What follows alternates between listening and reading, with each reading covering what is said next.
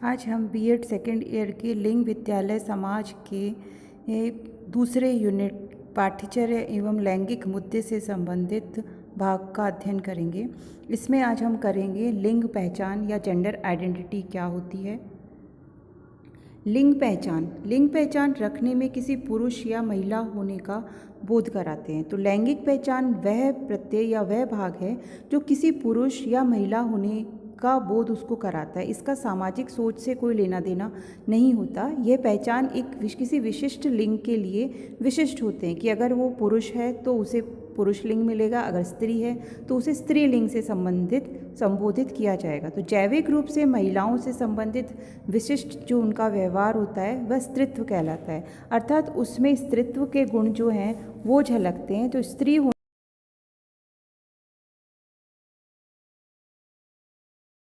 गुणों का समावेश होना चाहिए कि जैसे वह शारीरिक रूप से कम शक्तिशाली होती है, स्वभाव उनका कोमल होता है, शरीर की बनावट, हाथों का संचालन, चाल, हाव भाव सारे इसी रूप में अभिव्यक्त होते हैं। तो महिला लिंग का बोध बच्चों या बड़ों में इन्हीं स्त्रीत्व लक्षणों के कारण से होता है। तो महिला लिंग से संबंधित जो व्यक्ति होते हैं उनको इस लिंग की सदस्यता हासिल करने के लिए इन जो लक्षण होते हैं इनका अनुसरण भी करना पड़ता है। जैविक रूप से पूर्व पुरुषों से संबंधित जो विशिष्ट व्यवहार होते हैं वो पुरुषत्व कहलाता है और ये शारीरिक संरचना के अनुरूप व्यवहार करने से होता है। तो अगर किसी दूसरे लिंग में से शारीरिक लक्षण या व्यवहार जो उनका होता है वो अगर उस लिंग के अनुरूप नहीं होता है तो उसको थोड़ा सा अजीब माना जाता है। तो जैसे पुरुष जो होता है उसके पुरुष के हाव भाव अगर स्त्रियों से मिलते हैं तो लोग हंसते हैं या मजाक उड़ाते हैं, या कोई स्त्री इस प्रकार की होती है कि वो पुरुष के समान ज़्यादा अकड़ करके चलती है और अगर वो उनको भागों को बिल्कुल सीधे रखना या स्वभाव के अंदर थोड़ा सा कड़क स्वभाव को रखना, इस प्रकार का व्यवहार जो अगर किसी स्त्री का होता है तो उसको भी समाज जो है स्वीकार नहीं करता है और उसको अन्य स्त्रियों से अलग समझा जाता है। तो इस प्रकार से ये जो व्यवहार होता है या स्त्रीत्व या पुरुषत्व की जो पहचान होती है उसका रूढ़ियों से कोई लेना देना नहीं होता है। अब आता है लिंग पहचान का अर्थ क्या होता है। वास्तविक रूप से तो अगर ये माना जाए कि स्त्री एवं पुरुष का अपना जो मूल स्वरूप होता है या जिस स्वरूप में वो जन्म लेते हैं, जो उनकी जैविक पहचान होती है वही उनकी लिंग की पहचान कहलाती है। तो लिंग पहचान से तात्पर्य किसी व्यक्ति द्वारा स्त्री या पुरुष के रूप में पहचानने की समझ से है कि ये व्यक्ति स्त्री है, ये व्यक्ति पुरुष है, जो उनकी शारीरिक बनावट, उनके व्यवहार और जीवन के जो उनके अन्य पहलू या एस्पेक्ट्स होते हैं उनसे व्यक्त होता है।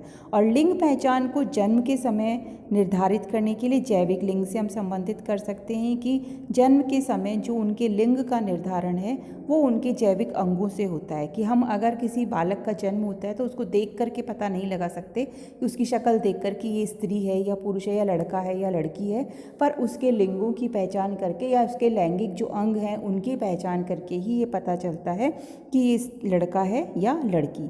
तो ज़्यादातर समाजों में स्त्री और पुरुष का विभाजन जो है उनको जो कार्य सौंपे जाते हैं वो इस प्रकार के होते हैं जो कि उनके लिंग के अनुसार होते हैं। यदि कोई कठिन कार्य करना होता है और अगर घर के पुरुष सदस्यों की जो है वो स्त्री सहायता लेती है, उसी के आधार पर अगर स्त्री कठिन कार्यों का संपादन नहीं कर पाती है।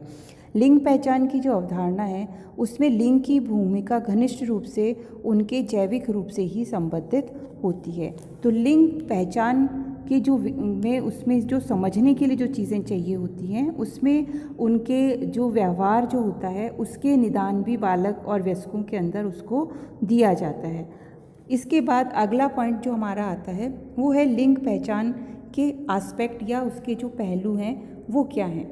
अब इसमें पहला जो चीज़ आती है वो है मनोवैज्ञानिक पहलू या साइकोलॉजिकल एस्पेक्ट, कि समाज जो है वो मनोवैज्ञानिक रूप से किस प्रकार से ये समझता है कि स्त्री और पुरुष की जो पहचान है वो किस प्रकार से होनी चाहिए। लिंग पहचान का जो मनोवैज्ञानिक पहलू है वो फ्रायड ने दिया है और फ्रायड ने इसे अस्मिता का नाम दिया और मानव व्यक्तित्व के विकास की स्वाभाविक अभिव्यक्ति मानता है इसमें अस्मिता से संबंधित आइडेंटिटी या पहचान से, जिसे हम लिंग पहचान कह रहे हैं, तो वो लिंग पहचान को उन्होंने आइडेंटिटी या अस्मिता नाम दिया है। और फ्राइड ये मानते थे कि वो एक स्वाभाविक प्रक्रिया है जिसमें कि व्यक्ति अपने जो लिंग है उसकी पहचान को प्रदर्शित करता है। और फ्राइड ये मानते थे कि अस्मिता एक ऐसी प्रक्रिया है जिसमें बालक वैसा बनता है जैसा उसका व्यक्तित्व होता है, और आइडेंटिटी के निर्माण में प्रत्येक व्यक्ति की जो मानसिक संरचना या मानसिक उसका जो बनावट है वो उसको आधार प्रदान करती है। कई बार ऐसा होता है कि लड़का या लड़की दोनों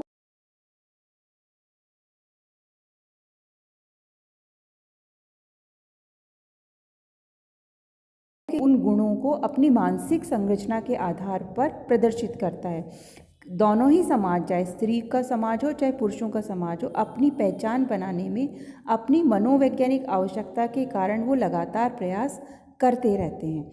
और इसी प्रकार से महिलाएं जो हैं वो मानसिक क्षमता के आधार पर स्वयं को अभिव्यक्त करने की कोशिश कर रही हैं, और महिलाएं अपनी मानसिक संरचना को इस प्रकार की बना चुकी हैं कि वो उसको अपने व्यक्तित्व का हिस्सा मानती हैं। कि जैसे मान लो अगर धीरे चलना है तो वो ये मानती हैं कि मैं महिला हूँ इसलिए मुझे धीरे चलना चाहिए, मैं महिला हूँ इसलिए मुझे तेज़ आवाज़ में नहीं बोलना चाहिए, मैं महिला हूँ इसलिए मुझे पुरुष की आज्ञा का पालन करना चाहिए। तो ये बहुत सारी ऐसी चीज़ें हैं जो महिलाएं अपने अंदर उन चीज़ों को अपने व्यवहार में अपना चुकी हैं। वर्तमान समय में जो महिलाएं हैं वो अपनी अस्मिता से संबंधित पहचान के संकट से के दौर से, या कहें कि आइडेंटिटी क्राइसिस से जूझ रही हैं। कि महिलाएं अपनी मानसिक संरचना के आधार पर तो अपने आप को स्ट्रॉन्ग या शक्तिशाली मानती हैं, पर अगर शारीरिक बनावट में देखा जाता है तो वो उतनी शक्तिशाली प्रदर्शित नहीं होती। तो इस अस्मिता के संकट के लिए ही उसको परंपराओं के अनुकूल अपनी मानसिक संरचना को बदलना पड़ेगा और उसको अपने व्यक्तित्व का एक हिस्सा बनाना पड़ेगा। परंतु कुछ महिलाएं अपने इन जैसे जो आइडेंटिटी है इसके प्रयासों में लगी हुई हैं। इसके लिए वो चाहे कोई भी बंधन है उस बंधन को तोड़ने के लिए और अपने अस्तित्व को प्राप्त करने के लिए प्रयास करती रहती है। मनोवैज्ञानिक पक्ष को हम एक इस चित्र के माध्यम से भी समझ सकते हैं कि अस्मिता या आइडेंटिटी अवस्था के दौरान एक पूर्ण व्यक्ति के रूप में पहचान बनाना, मतलब कि बच्चा जब बड़ा होता है और बाल्यावस्था से किशोरावस्था में आता है उसी समय पे उसको जो भी अपनी पहचान मिलनी होती है स्त्री और पुरुष के रूप में वो उसको प्राप्त हो जाती है और उसका व्यक्तित्व कैसा है उसको ये चीज़ भी मिल जाती है। अब अस्मिता का संकट या आइडेंटिटी क्राइसिस कैसा होता है कि उसमें ये होता है कि महिलाओं के साथ में जिस प्रकार का भेदभाव किया जाता है उनमें शैक्षिक अवसरों की कमी है, या एक बहुत बड़ा कारण जो इसमें पाया जाता है वो स्वयं ही हीन भावना से ग्रसित होती हैं। तो इस कारण से उनकी पहचान उनको समाज में मिलना मुश्किल हो रही है। तो मनोवैज्ञानिक रूप से एक संपूर्ण व्यक्तित्व के रूप में महिलाएं अपनी पहचान तभी प्राप्त कर सकती हैं जबकि वो हीन भावना को दूर करें, उनके को जो है पर्याप्त शैक्षिक अवसर प्राप्त हों और उनके साथ में जो लिंग को लेकर के भेदभाव किया जाता है वो भेदभाव नहीं किया जाए। अब दूसरा जो पहलू आता है वो है समाजशास्त्रीय पहलू, और समाजशास्त्रीय पहलू जो है वो महिलाओं के लिए या हम मानते हैं कि लिंग पहचान के लिए अत्यंत ही महत्वपूर्ण पहलू है। इसमें एक हर्बर्ट मीड ने मैं और मुझे का कॉन्सेप्ट दिया और उन्होंने इसमें समझाया कि महिलाओं में या प्रत्येक व्यक्ति में क्या होता है कि जब हम अपने प्रति दूसरों के दृष्टिकोण का उत्तर देते हैं तो मैं शब्द का प्रयोग करते हैं कि मैं ऐसा नहीं करता हूँ, मैं ऐसा नहीं करता हूँ। तो मतलब वो दूसरों को सिर्फ अपने बारे में बताते हैं, और जब अपने प्रति दूसरों के दृष्टिकोणों के बारे में वो कोई चीज़ व्यक्त करते हैं तो वो मुझे शब्द का प्रयोग करते हैं। ठीक है, कि आइडेंटिटी में वो मी और माइन इन दो चीज़ों से हैं, तो मुझे में वो ये है कि इसके माध्यम से हम अपने आप को दूसरों को जानने समझने का मौका जो है वो देते हैं। तो मुझे जो है वो तो उसका बाह्य और सामाजिक पक्ष है जो उसको सबको ज्ञात है, सब लोगों को ये पता है कि उसकी आइडेंटिटी जो है वो मुझे से है, मुझे से सारे लोग जो हैं वो उसे मानते हैं। अगर हम मैं में देखते हैं तो मैं ये मानता हूँ कि मैं बहुत ज्ञानी हूँ, मैं शक्तिशाली हूँ, मैं बहुत सुंदर हूँ। तो ये उसका आंतरिक पक्ष है कि व्यक्ति स्वयं जो है वो अपने आप को उस रूप के अंदर समझने का प्रयास जो है वो करता है। परंतु मुझे जो है, मुझे में क्या है कि मुझे ये शब्द जो है दूसरे लोग जो हैं, ठीक है, कि उसने मुझे, मैं बहुत ज्ञानी हूँ, उसने मुझे कहा कि मैं नहीं मानता हूँ, मुझे दूसरे ने कहा। तो जो दूसरे का दृष्टिकोण है वो इसमें परिलक्षित होता है या दिखाई देता है।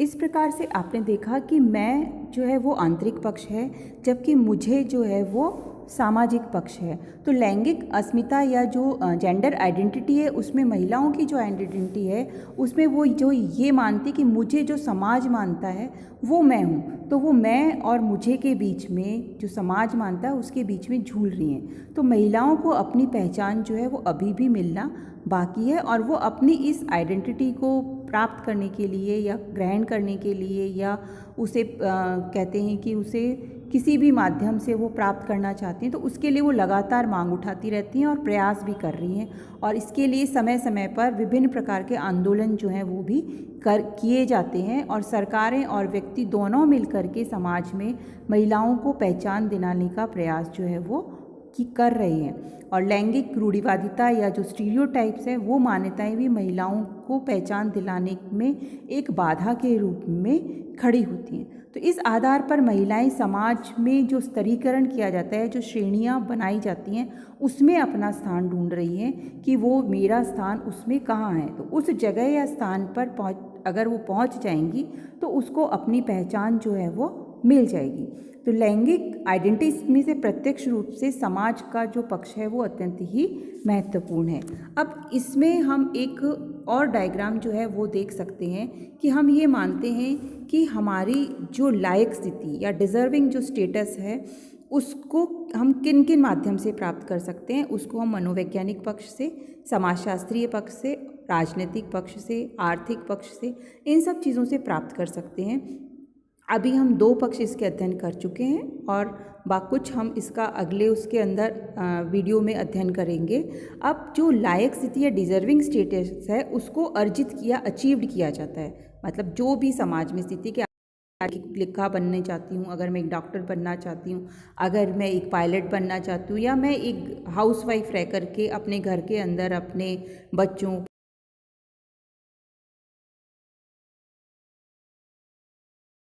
स्टेटस में वो रहना चाहती है, वो उसको अचीव करना पड़ेगा या अर्जित करना पड़ेगा। तो वो अगर उसको अर्जित कर लेती है वो अपनी उस चीज़ को, तो उसको आइडेंटिटी या पहचान प्राप्त हो जाती है। दूसरी स्थिति ये होती है, अगर हम इसके विपरीत एंगल की ओर जाते हैं कि अगर वो अपनी इस स्टेटस को अर्जित नहीं कर पाती है तो उसकी पहचान का संकट जो है वो उत्पन्न हो जाता है। तो इस प्रकार से इस चित्र के माध्यम से हम ये देखते हैं कि 3 कारक हैं जो मुख्य रूप से किसी भी लिंग की पहचान को प्रभावित करते हैं, और अगर हम उसको प्रयास करते हैं तो वो चीज़ हमें, जो हमारी पहचान है, वो प्राप्त हो जाती है। इस प्रकार से हम इसके अंदर अभी इतना ही अध्ययन करेंगे। अब अगला जो पार्ट है कि राजनीतिक पक्ष, आर्थिक पक्ष और समाजशास्त्रीय आधार पर, वो हम अगले वीडियो में अध्ययन करेंगे।